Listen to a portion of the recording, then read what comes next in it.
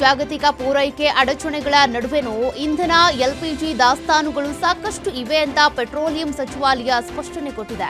ಹಾಗೆ ಇಂಧನವನ್ನ ಕಡಿಮೆ ಪ್ರಮಾಣದಲ್ಲಿ ಬಳಸುವುದಕ್ಕೆ ನಾಗರಿಕರಿಗೆ ಮನವಿ ಮಾಡಿಕೊಂಡಿದೆ.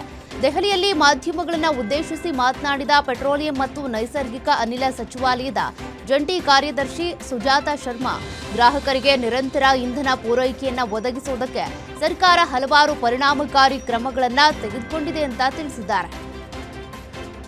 ದೀರ್ಘಕಾಲದಿಂದ ಬಾಕಿ ಉಳಿದಿರುವಂತಹ ಗ್ರೇಟರ್ ಬೆಂಗಳೂರು ಪ್ರಾಧಿಕಾರ ವ್ಯಾಪ್ತಿಯ 5 ನಗರ ಪಾಲಿಕೆಗಳ ಚುನಾವಣೆಯನ್ನ ಮುಂದೂಡೋದಕ್ಕೆ ರಾಜ್ಯ ಸರ್ಕಾರ ಮತ್ತೆ ಸುಪ್ರೀಂ ಕೋರ್ಟ್ ಮೆಟ್ಟಿಲೇರಿದೆ.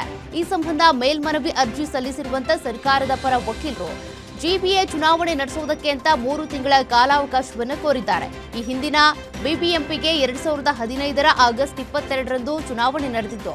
ಇದರ ಅವಧಿ 2020ರ ಸೆಪ್ಟೆಂಬರ್ಗೆ ಕೊನೆಗೊಂಡಿತ್ತು. ಬಳಿಕ ಚುನಾವಣೆಯನ್ನ ಮುಂದೂಡುತ್ತಲೇ ಬರಲಾಗಿದೆ. ಅಜಂ ನಗರದ ಹಾಸ್ಟೆಲ್ನಲ್ಲಿ ನಡೆದಿದೆ. ಆತ್ಮಹತ್ಯೆಗೆ ಶರಣಾದ ಯುವತಿಯನ್ನ ಹುಕ್ಕೇರಿ ತಾಲೂಕಿನ ಕಟಾಬಳ್ಳಿ ಗ್ರಾಮದ ಕಾವೇರಿ ಉಮೇಶ್ ನಾಯಕ ಅಂತೇಳಿ ಗುರುತಿಸಲಾಗಿದೆ. 3 ತಿಂಗಳ ಹಿಂದಷ್ಟೇ ವಿವಾಹ ನಿಶ್ಚಿತಾರ್ಥವಾಗಿತ್ತು. ಆದರೆ ಇದೀಗ ಏಕಾಏಕಿ ಆತ್ಮಹತ್ಯೆ ಮಾಡಿಕೊಂಡಿದ್ದು ಕುಟುಂಬಸ್ಥರ ಆಕ್ರಂದನ ಮುಗಿಲು ಮುಟ್ಟಿದೆ. ಅನೈತಿಕ ಸಂಬಂಧ ವಿಚಾರಕ್ಕೆ ಮೂವರ ನಡುವೆ ಗಲಾಟೆಯಾಗಿ ಪರಸ್ಪರ ಚಾಕು ಇರಿದುಕೊಂಡಿರುವಂತಹ ಘಟನೆ ದಾವಣಗೆರೆ ಜಿಲ್ಲೆಯ ಚನ್ನಗಿರಿ ಪಟ್ಟಣದಲ್ಲಿ ನಡೆದಿದೆ. ಅಯಾನ್, ಅಮಾನ್, ರೊಮಾನ್ ಚಾಕು ಇರಿತಕ್ಕೊಳಗಾದವರು ಅಂತ ಗುರುತಿಸಲಾಗಿದೆ. ಚಾಕು ಇರಿತಕ್ಕೊಳಗಾದ ಮೂವರಿಗೂ ಮೆಘಾನ್ ಆಸ್ಪತ್ರೆಯಲ್ಲಿ ಚಿಕಿತ್ಸೆ ನೀಡಲಾಗ್ತಿತ್ತು. ಮೂವರ ಮೇಲೂ ಚನ್ನಗಿರಿ ಠಾಣೆಯಲ್ಲಿ ಪ್ರಕರಣ ದಾಖಲಾಗಿದೆ. ಕಾರವಾರ ಮೂಲದ ಆಳ ಸಮುದ್ರ ಮೀನುಗಾರಿಕಾ ಬೋಟ್ ಒಂದು ಗೋವಾದ ಸಮುದ್ರ ಪ್ರದೇಶದಲ್ಲಿ ಮುಳುಗಡೆಯಾಗಿದ್ದು ಅದರಲ್ಲಿ ಇದ್ದಂತ ಎಲ್ಲ 22 ಮೀನುಗಾರರನ್ನು ಯಶಸ್ವಿಯಾಗಿ ರಕ್ಷಣೆ ಮಾಡಲಾಗಿದೆ.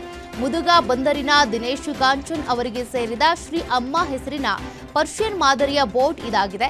ಬೋಟ್ ಮುಳುಗ್ತಾ ಇದ್ದಂತ ಸಂದರ್ಭದಲ್ಲಿ ಸಮೀಪದಲ್ಲೇ ಇದ್ದಂತ ಮೀನುಗಾರಿಕೆ ನಡೆಸ್ತಾ ಇದ್ದ ಇತರೆ ಬೋಟ್ಗಳ ಮೀನುಗಾರರು ತಕ್ಷಣವೇ ಸ್ಥಳಕ್ಕೆ ಧಾವಿಸಿ ಮೀನುಗಾರರನ್ನ ಕಾಪಾಡಿದ್ದಾರೆ.